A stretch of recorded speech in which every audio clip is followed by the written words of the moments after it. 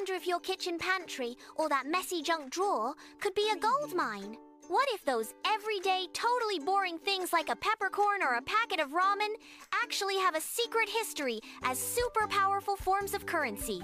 Get ready, because your entire idea of what money is about to get completely flipped on its head.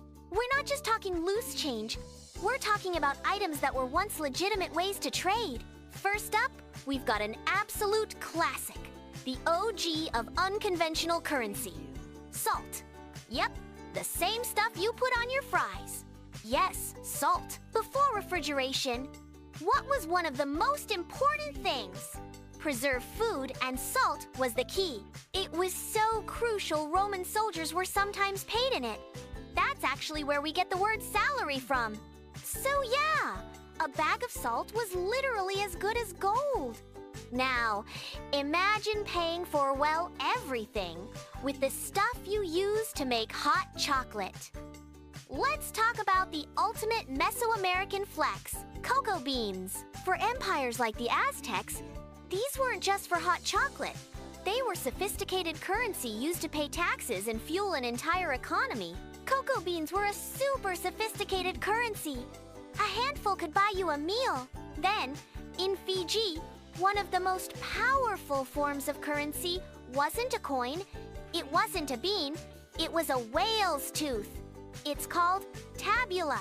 More than just a coin, it held immense social and spiritual weight, central to weddings and funerals. But what happens when the official system just breaks down?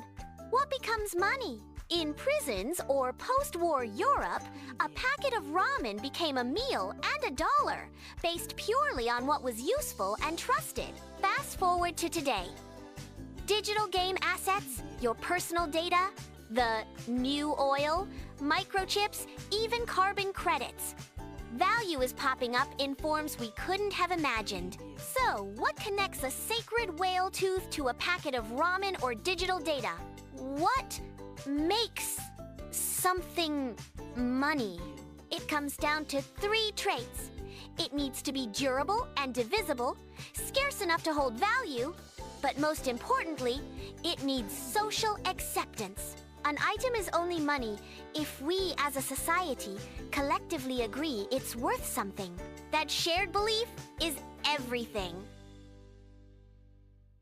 Once you grasp this, it shatters our everyday ideas about wealth. Value is whatever we all agree it is, a social construct. This isn't just history, it's the engine behind cryptocurrencies, NFTs, and the creator economy. They have value because a community decided they do. Think of money like a trending TikTok sound. Its value isn't inherent, but because everyone recognizes it, uses it, and agrees on its meaning. Currency is just a trend society decides never to let flop. So, what do you think will be the next big trend in money?